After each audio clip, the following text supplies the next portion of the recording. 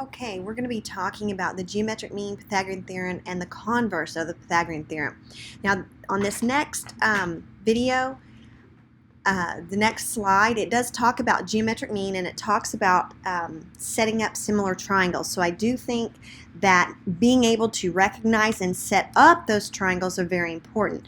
Sometimes the similar triangles are the way to go, but other times the geometric mean and the Pythagorean theorem and its converse are the most efficient way to solve our triangles.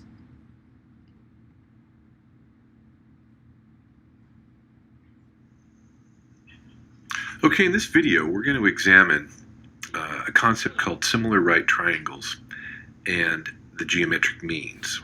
Now, we're going to answer two questions specifically, or investigate two different things here. And that's, how do we create similar right triangles by drawing something called an altitude? Okay. And how do we find the lengths of the sides of a right triangle using the concept of geometric mean? Okay. Now, to get started with this, let's just take a quick look at this right triangle. Now, remember that a right triangle contains a 90-degree angle in it, right? And you can label each of the sides of the triangle specifically. For example, the side that's exactly opposite the right angle is called the hypotenuse. The shorter side of a right triangle is called the short leg. The longer side is called the long leg. Okay, and you might remember from algebra, really probably back in elementary school, that you can find the lengths of the sides of a right triangle by using the Pythagorean theorem, right? So, Pythagorean theorem. And the Pythagorean theorem basically says this, that if you take the square of the short and the two legs, so a squared plus b squared, you will get the square of the hypotenuse, which in this sense we'll call small c. Okay, so let me just write that in there real quickly. We'll call this whole thing small c. All right, we'll equal that. Now, this works really well if you have two of the sides, so you can figure out the third. But what happens in this particular case where we only know the length of the hypotenuse? So what we would get would be a squared plus b squared would be equal to what? 6 plus 8, or 14 squared? That's not going to help us solve for one of these two lengths. So we're going to use something called the geometric mean to help us solve the sides of these particular triangles. Okay, this particular triangle, but also some of the smaller triangles that are involved here. Now, in order to do this, though, I want to take you through how we create similar right triangles by drawing something called an altitude. Now, the altitude of a triangle, of a right triangle, in this particular right triangle, is when you start at the 90-degree angle and you create a line that goes perpendicular with the hypotenuse. It doesn't go to the midpoint or anything. It just goes perpendicular from here. All right? You'll notice I got a 90-degree angle there, 90-degree angle there. Now, essentially what I have done is I have created three total similar triangles. And let me show you how that happens. Now, the big triangle, ABC, I'm just going to break it out over here, and I'm going to draw that big triangle. Let's do that like this. Make sure I'm not off the page there. Okay, so I'm just going to kind of sketch it out over here real quickly, and we're going to call that triangle A, B, C, and the right angle was at the B, right? So that's the big one. But look what else we've created. We've also created a triangle right here that's also a right triangle. It's a little bit smaller. Okay, and actually, to make this a little bit easier, I'm going to call this point right here, I'm going to call it D. Okay, so let me draw this a little bit smaller. Okay, Now let's see if we can break this out so we can turn it sideways here. Looks like the 90-degree angle is where the D is, so I'm going to write that as D. Looks like the top, right, of the short leg is B,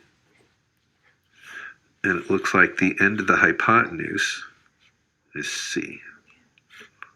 Okay? Now look what I've done. I've got triangle ABC, it's the big one.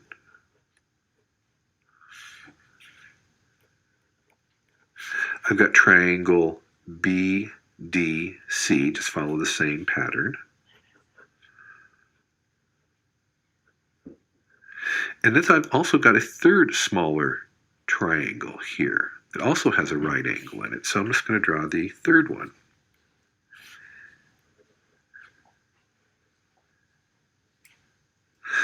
Mama bear, Papa bear, baby bear, if you want to look at it that way. You know, big, middle, small. Let's go ahead and label this one. Now again, the right angle looks like it's at the 90-degree part, so we're going to call that D. Looks like the top of the short leg is A, so let's call that A. And it looks like the top at the end, rather, of the hypotenuse looks like it's B, so we'll do that. So this would be triangle ADB.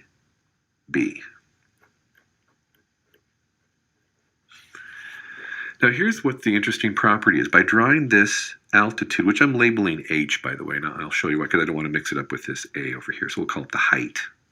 The altitude is also known as the height. All right, let me put that in there. These three triangles are similar.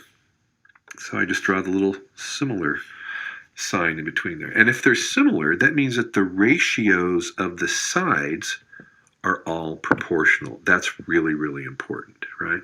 So by drawing the altitude of the larger right triangle, I've created three similar right triangles, which means that the area, the sides, the lengths of the sides, again, are all proportional. And that's really huge, because that way we actually need less information to be able to find the A, the B, and the C.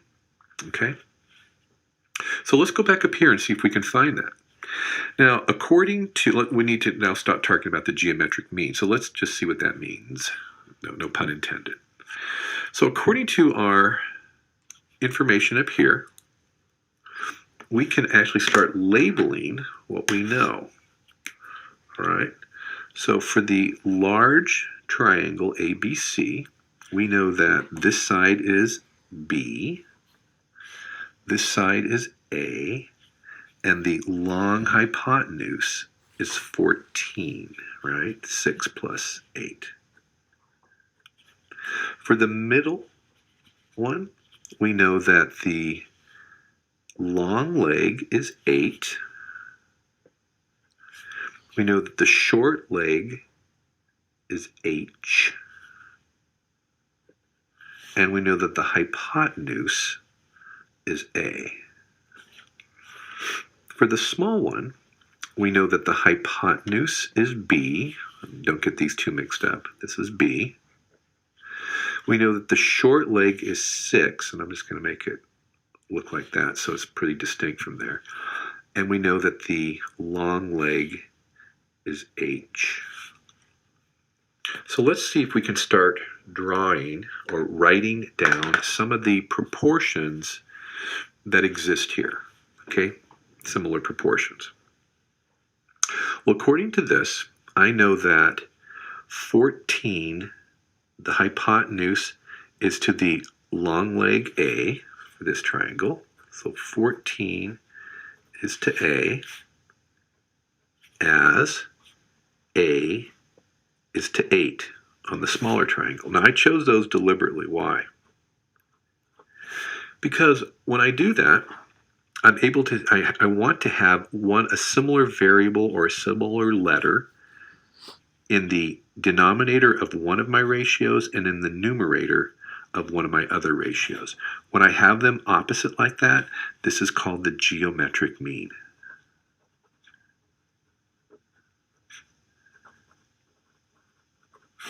Okay, now look what I can do with this. I'll do cross products, right? You can start solving for the A here. I get A times A is A squared, and that's equal to 14 times 8, right? So that's what, 80 and 16, 16, 32, so 112.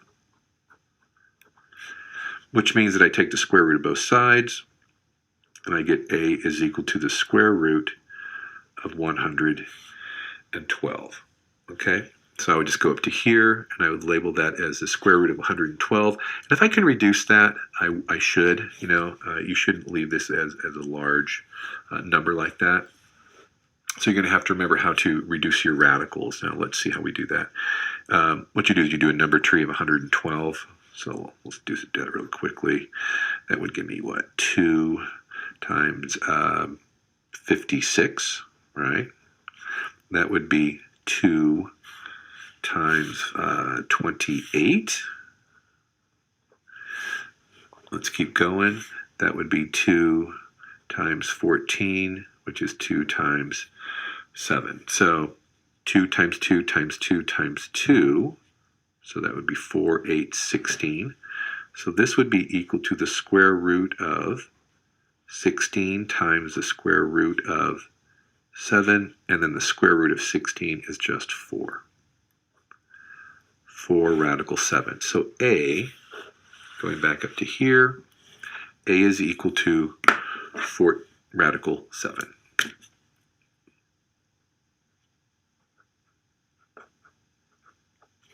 Okay, so we've now figured out that particular side.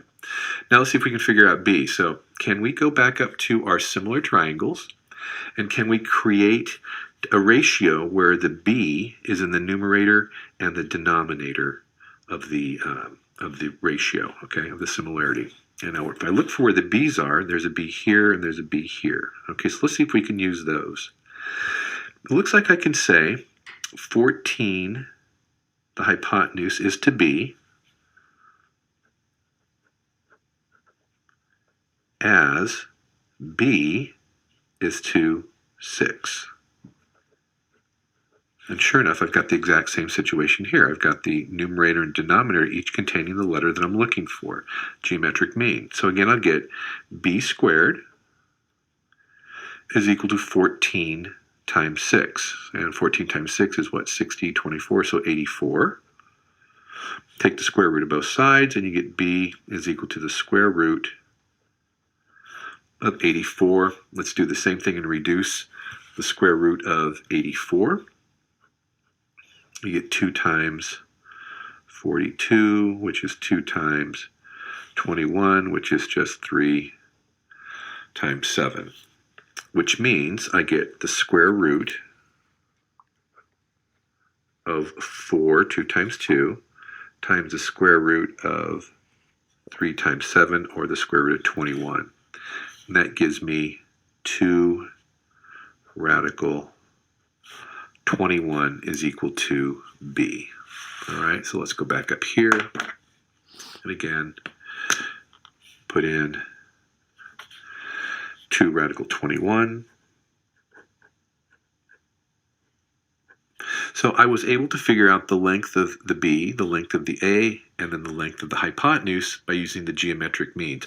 Now we can check it with the Pythagorean Theorem and see if it actually works, right? So according to this, if I have A, which we said was 4 radical 7, and I square that, plus B, which is 2 radical 21, again, square that, that should be equal to the square root, or square rather, of 14. Now let's see if this works, all right? When I square 4 radical 7, I get 16 times 7. Okay? When I square 2 radical 21, I get 4 times just 21. And when I square 14, I just get 14 times 14, which is what? 196. Let me just check that to make sure. 14 times 14, what's 16, carry the 1, 5, yeah, 196, okay? Go ahead and do 16 times 7, and I get 16 times 7 is 42, carry the 4, so 112, plus 4 times 21 is 84. And let's see if that adds up to 196. And sure enough, it does. 112 plus 84 gives me 196 is equal to 196. So it actually worked. Okay, so briefly, let's just go through this one more time so you get the idea. I know this is a little bit of a long video. You can create similar right triangles by just simply drawing in an altitude to any right triangle. Okay? When you have that right triangle, break them down into the 3 similar triangles that you've created with that altitude. The big one, the medium-sized one, and then the small one.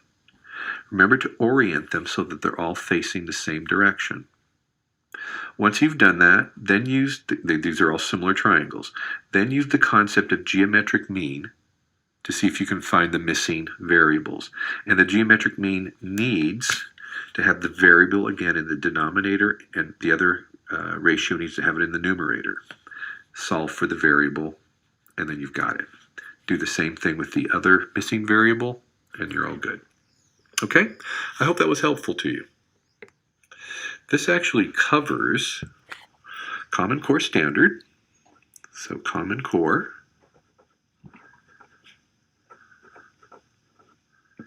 CC, SS for high school geometry, specifically in the similar right triangles. And I think this is actually, let me just check this really just to make sure, but I think it's standard A2. I'll go back and check that for you. Okay, hope this was helpful. Okay, now this one specifically talks about the geometric mean. The geometric mean, which is x. X is going to be the geometric mean between the 2 parts of the hypotenuse when the altitude is drawn from the right angle to the hypotenuse of the right triangle. So I do realize that that other video was a little lengthy, however, it contains some great information. So we're going to go ahead and we're going to watch this one as well. Is since I know you guys probably don't want to be memorizing so many different formulas, what I'm going to do is just simply set up using my process to be able to find using ratios and proportions. Because remember, the main important thing, guys, if you forget the proportions for geometric mean to find the legs or the altitude or hypotenuse, that's okay. What I would recommend is just redrawing all the triangles in there. So remember when we have a right triangle and I draw the altitude, which is that straight line that makes it 90 degrees, I have now created 2 more triangles, this triangle and this triangle. And remember, all those 3 triangles are all similar to the big triangle. Okay? So what I'm going to do is I'm going to redraw all of them separately. I'm going to try to do my best to have them be the same. So that one is Z. This whole length is what? 19. This length is Y. Would everybody agree with me? That's the large triangle inside of there. Yeah. Okay. So now let's just draw the other 2. So it's a little bit smaller. That length has X, 15, and Y. But remember, these are similar to each other, right? So would you guys understand with me that X is to Z and 15 is to Y? Those are corresponding sides. If I took this triangle and flipped it so it's right side up, that those would be corresponding sides. Would you guys agree with me? Okay. And then the last one looked like that, where that's 4, that's Z, and that's X. All right, so now can you guys see with this one, that 4 is similar? If you were to now kind of turn this, like flip it around and turn it, you could say that 4 is the same as that short side, Z is the same as Y, and X is the same as 15. Would you guys agree with me? Okay, so what we're going to do is they want us to solve for X. They want us to solve for X, Y, and Z. Now we can use the geometric mean. to go ahead and do that. Or we could also go ahead and use ratios to be able to solve the ratios and proportions. The best thing that I remember though, if you guys remember to find the altitude of a triangle, all you need to do is find the geometric mean of these two values. So I can say x equals the square root of 15 times 4. This one's pretty basic to remember. Whenever you have a triangle, this is one thing that we did in our notes. Whenever you have a triangle and you find the altitude is equal to the square root of a times b, okay? Or the height, the altitude, whatever you want to call it. So for this, that one's pretty easy for me to remember. So now I can just simplify this. So x equals 2 square root of 15, right? Would everybody agree with that? Yes? No? Yeah.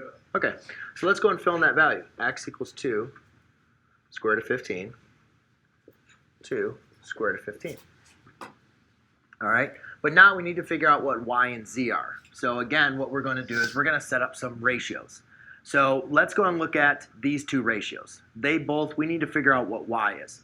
So I can say 15 is to y, right? Would you guys agree those are corresponding sides? So all right, 15 is to y.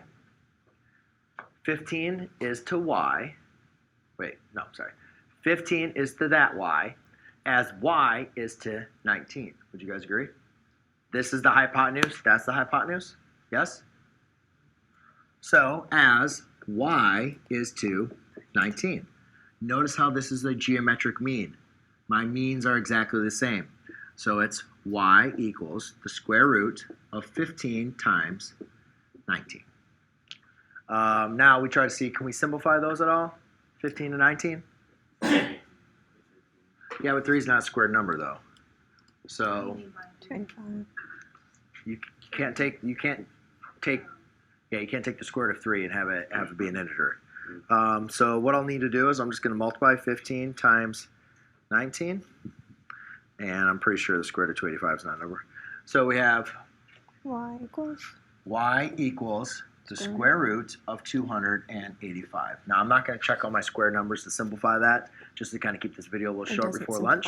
But you guys can determine that. I just multiply those. We can't simplify. There's no other square numbers that divides into that. Mm-mm.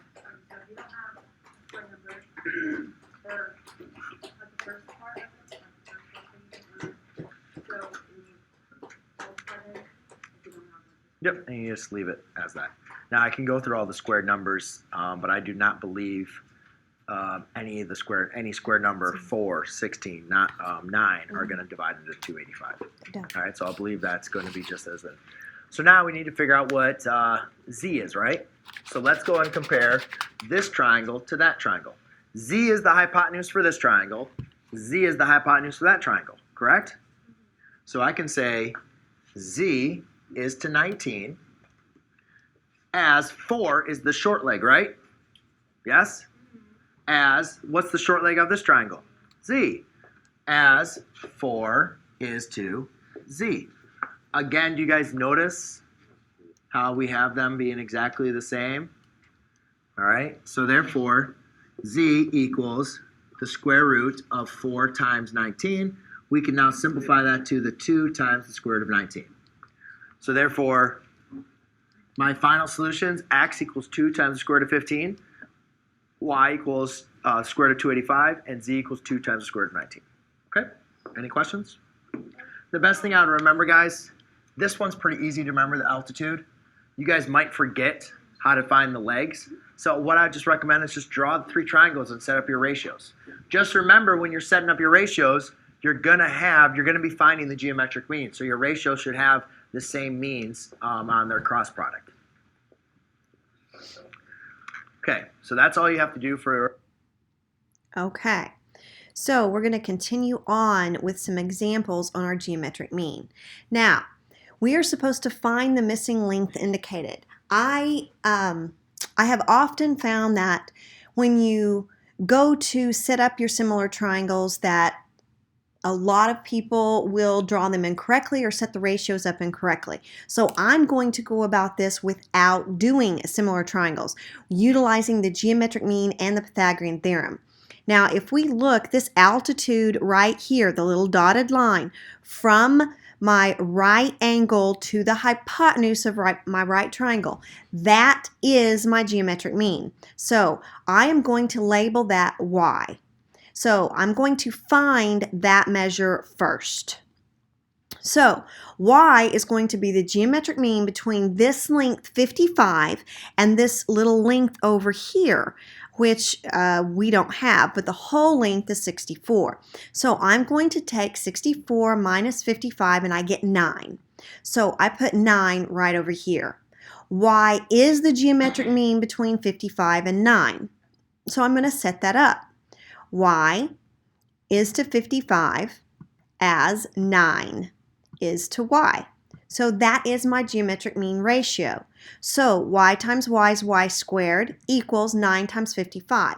I'm not going to multiply that out. I'm going to take the square root of both sides. So the square root of y squared is y. The square root of 9 is 3. And then 55 just simplifies to 11 times 5, which is just 3 square roots of 55. So what I did is I found that altitude of the triangle, or I found the geometric mean between 55 and 9. So I put that over there. Now I'm going to go and I'm going to use the Pythagorean Theorem. And I'm going to utilize that to get my value of x. So 3 square roots of 55 squared plus 55 squared equals my x squared. That's the Pythagorean theorem. Leg squared plus leg squared is the hypotenuse squared. The hypotenuse in this smaller triangle, or the medium-sized triangle, is x squared. So 3 square roots of 55 squared is 495 plus 55 squared, which is 3025, equals x squared.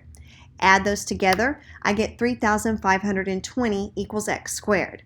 I simplify that by taking the square root of both sides, and I get 8 square roots of 55. So x equals 8 square roots of 55. Simplifying the radical part 1. When I simplify 9 square roots of 55, this is what happens. Just real quick, we're going to cover what we need to do when we're taking the square roots. Now, 9 times 55 is, let me just tell you, it is 495. But the truth is I don't care because I have to take the square root of each side anyway. So what I do to one side, I have to do to the other. So the square root of y So the square root of y squared is y.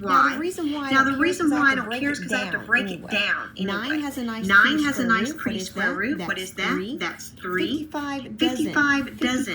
55, as a matter of fact, is just 5 times 11. I can't break those down anymore, so 55 is as good as it gets, and it stays under the radical. So in simplest radical form, y would equal 3 square roots of 55. Okay, when we go to do something like this, we're going to have to break it down. This is just how my brain thinks. So I'm going to break this down. I see it's divisible by 10. So I'm going to go 10 times 352. 352 breaks down to 4 times 88. 88 breaks down to 4 times 22. And 22 breaks down to 2 times 11. And then 10 breaks down to 2 times times 5. So here I go. In order to find square roots, I need pairs. So I have a pair of 4s. So that means one of them comes out of the radical. I have a pair of 2s. So that means a 2 has to come out of the radical as well. When I bring it also out, I have to multiply those together. 5 is left. 11 is left. So 5 doesn't break down anymore, neither does 11. So that's left in the radical. Call it the house. In the house, have to multiply. 5 times 11. And I get 55. Don't forget to simplify your 4 times 2. 4 times 2 is 8. Square roots of 55 is going to equal x. Because you have to take the square root of both sides. Okay, on to our next example. Now again, I'm looking for x right here. Now I could use the Pythagorean theorem if I knew this, other leg, but I don't. So again, I'm going to utilize the geometric mean. I'm going to label that as y. Okay, so again, y goes with 55. That's part of the hypotenuse, as the other part, which is 9, goes with 55. This is very similar, actually. 9 goes with y. These are actually the same numbers that we had just a minute ago. Y times y is going to be y squared. And again, I have 9 times 55. I don't care what that is. I know it's 485, I think is what it was, but I don't care. I'm going to take the square root of both sides. When I take the square root of both sides, 9 has a pretty square root, which is 3. 55 doesn't, so I get 3 square roots of 55. So this geometric mean, this altitude, which is the geometric mean, is 3 square roots of 55. And again, I'm going to utilize my Pythagorean theorem, except this time I have 3 square roots of 55 squared plus 9 squared equals x squared. 3 square roots of 55 squared is 495 plus 81 equals x squared. When I add 495 and 81, I get 576 x squared. Again, I have to take the square root of both sides. When I take the square root of 576, I get 24. When I take the square root of x squared, I get x. 24 equals x, or the symmetric property says x equals 24.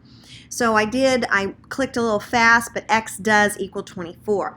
And I put this in here because you need to know your squares through 25. You have to know 1 squared is 1, 6 squared is 36, 22 squared is 484. In that same realm, if we know our squares, we know our square roots. That's why it was so easy for me to get the square root of 576. I already knew it was 24. Remember, on the ACT and several of your standardized tests, sometimes calculators are allowed, sometimes they're not. Sometimes it takes longer for you to push all of the buttons into your calculator just to get the answer rather than just know the answer itself. So it is very helpful, and it keeps your mind very sharp. So you need to know your squares. If you know your squares, you should know your square roots. I've told you several times, don't be surprised if we take a quiz over this, and it would be a timed quiz. Our next example. Here we're given our geometric mean, and we just have to find this. So this should be a relatively easy. 5 square roots of 11 is the geometric mean between x and 25 because it is the altitude of the right triangle drawn from the right angle to the hypotenuse of the right triangle. So I'm going to take 5 square roots of 11 is to x as 25 is to 5 square roots of 11. I'm going to cross multiply. 5 square roots of 11 times 5 square roots of 11 is 5 square roots of 11 squared equals 25 times x. Okay, 5 square roots of 11 times 5 square roots of 11, okay, it actually equals 25x. I don't really care what it is because I'm going to divide both sides by 25 anyway. So when I do that, 25 goes into 5 one time. The 5's cancel. I'm left with 11. The square root of 11 times the square root of 11, which is 11. 11 would equal x. So we have this in particular length right here, which equals x. So please keep in mind, they could have asked us for this length. They could have asked us for the entire length of the hypotenuse. We have the means to find it. Okay, I'm going to simplify this, and I'm not going to use a calculator. So 5 square roots 11 squared means I have 5 square roots 11 times 5 square roots of 11. And 25 times x is 25x. So now what I'm going to do is I'm just going to divide both sides by 25. 5 goes into 5, 5 goes into 5 one time, 5 goes into 25 5 times. 5 cancels with this 5. I can do that because everything is multiplied together. These 25's over there cancel. That was the entire purpose. Equals x. The square root of 11 times the square root of 11 is actually the square root of 121. The square root of 121 is actually 11. So 11 equals x. Okay, on with the next example. Now this one, they are asking us for the whole length. And again, there's several ways that we can go about it. If we use the geometric mean, well, let's look at that. There would y be. This length, this bottom length, would be x minus 48. Well, if we use the geometric mean, that wouldn't be much use, seeing that we would have two unknowns. We would have y and we would have x minus 48. That doesn't help us a lot. But if I have y right here, I can utilize the Pythagorean theorem. Okay? So we're going to utilize the Pythagorean theorem. I have a leg squared, which is y, and I have the other leg squared, which is 48, equals my hypotenuse squared, which is 32 square roots of 3 squared. Okay? Y squared equals 32 square roots of 3 minus the 48 squared. I didn't simplify anything yet. Okay? I'm going to start simplifying now. So y squared equals 3072 minus 2034. Okay? When I simplify that, I get this y squared equals 768. So I have to take the square root of that. Well, most of the time, we would simplify the square root of 768. The truth is we don't care, because that isn't the answer that we're going to be giving. So we don't care that is. So I'm going to leave it in radical form, square root of 768. And now I'm going to utilize my geometric mean. The square root of 768 is to 48, as the other side of the hypotenuse, which is x minus 48, is to the square root of 768. If I multiply these two, I get the square root of 768 squared equals 48 times x minus 48. So the square root of 768 squared is 768. 48 times x is 48x. 48 times 48 is 2034. Okay? So I end up with 3072 equals 48x. I got that by adding 2034 to both sides. So here I am. I've got 3072 equals 48x. I'm trying to isolate my x, divide both sides by 48. When I do that, I get 64 equals x. X represented the entire length. Now again, can I set up similar triangles? Yes, I can. A lot of people have trouble identifying similar triangles. This is an alternative way. If you want to set up and use similar triangles, please feel free to do so, but show your work and be specific. Okay? The symmetric property also says that we can flip it around. It says x equals 64. Okay, simplifying something like this. 32 square roots of 3 squared. Again, I'm not going to use my calculator, but I have 32 times 32 times the square root of 3 times the square root of 3. So I already know 32 times, square root of 3 times square root of 3 is the square root of 9. The square root of 9 is 3. So I'm going to have 3 times 32 times 32. Again, if you don't have your calculator, or even if you do have your calculator, you can type in 32 times 32 times 3. But if you don't, you simply do it longhand. 32 times 32. 2 times 2 is 4. 2 times 3 is 6. 3 times 2 is 6. 3 times 3 is 9. So I get 4, 12, and 10. So this is 1024. 32 times 32 is 1024. I take that and multiply times 3 because I still have to take it times 3. I get 12, 7, 0, 3. 3072. So 3072 is 32 square roots of 3 squared. Okay, for something like this, we shouldn't even need our calculator. The square root of 768 squared is simply the square root of 768 times the square root of 768, which is 768. So when we go to square something like that, it should get the square root of just 768. Just like the square root of 8 times the square root of 8, okay, ends up being the square root of 64, but the square root of 64 is 8. So it's the same concept, whether it's with smaller smaller numbers or larger numbers. Here's our next one. Again, we're looking just for a little part of it, okay? So I'm going to label that y. I'm going to start out with the Pythagorean Theorem. Y squared plus 261 squared equals 57 times the square root of 29 squared, because 57 times the square root of 29 is the hypotenuse in our medium-sized triangle, okay? Again, I don't really care what 261 squared is at the moment. Y squared equals 57 square roots of 29 squared minus 261 squared. So y squared, I went ahead and simplified these out. You can use your calculator. You can go back and review how to do this by longhand. It doesn't really matter.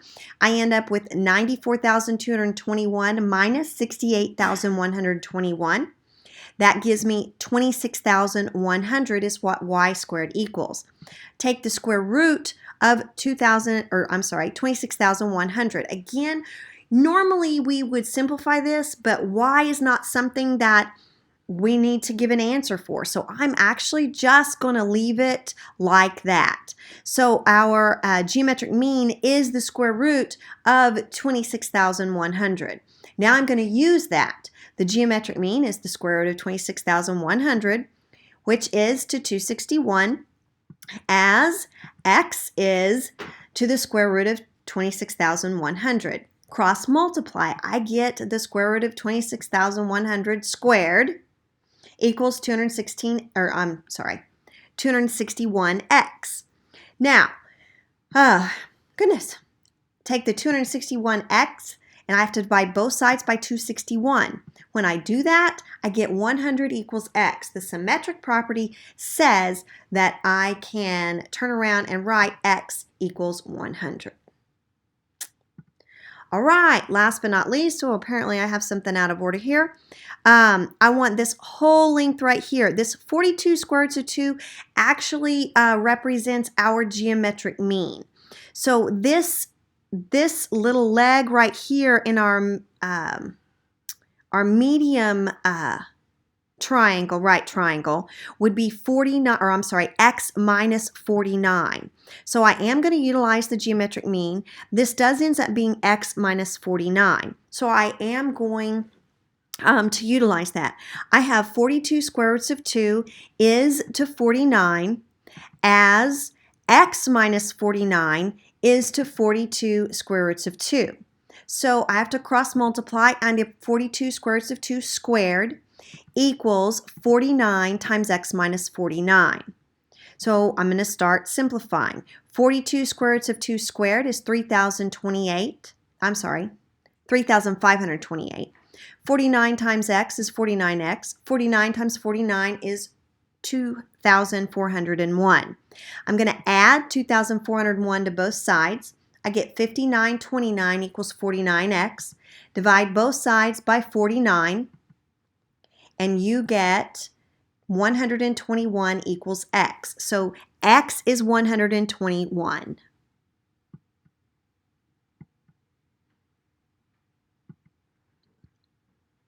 Hi, this is Mario with Mario's Math Tutoring, coming to you with another math video to help you boost your score in your math class, improve your understanding, and hopefully make learning math a lot less stressful. So what we're going to talk about in this video is just an easy way to simplify radicals, okay, an easy method. Now, a lot of times the way teachers teach this technique is they'll say try to divide out perfect squares, like, divide out 4, 9, 16, 25, like divide out perfect squares so you can simplify the radical. Problem with this method is that sometimes students, they don't have a really good grasp of their multiplication skills, or even like working with really large numbers, knowing like what numbers divide in evenly, and they're constantly checking with their calculator.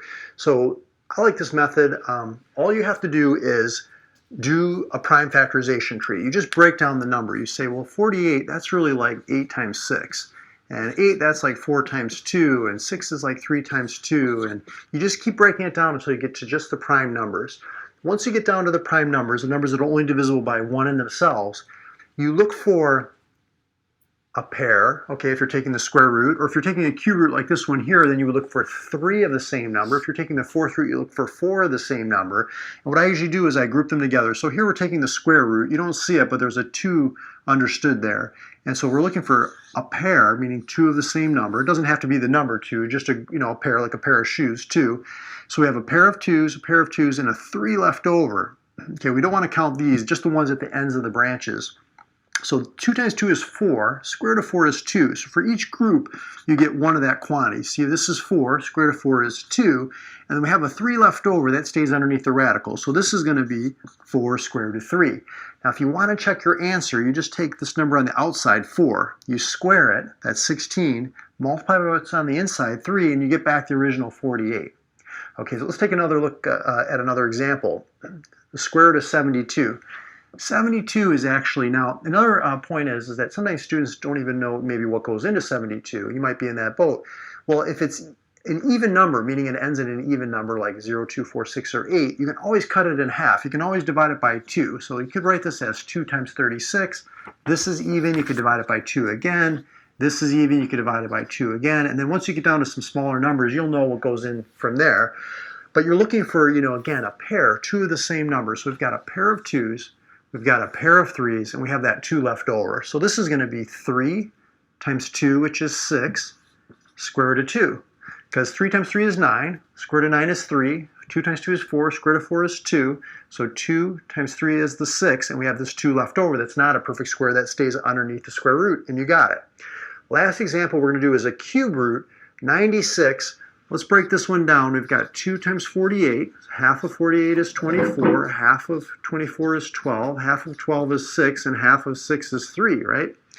So we broke it down. We're taking the cube root, so we're looking for 3 of the same number. 2 times 2 times 2 is 8. The cube root of 8 is 2, right? Here we don't have enough to make another group of 3 of the same number, so we're just going to work with this one. Cube root of 8 is 2, so you can see for each group you just get one of that group, one of that number, and then we're left with 2 times 2 times 3, which is 12. So this is 2 times the cube root of 12, and you've simplified it. So I hope that helps you understand how to simplify radicals a little bit better. Go ahead and subscribe to the channel, check out some of my past videos, and I look forward to helping you with your math in the future ones. I'll talk to you soon. Okay, so we have finished, and you are set to do your assignment.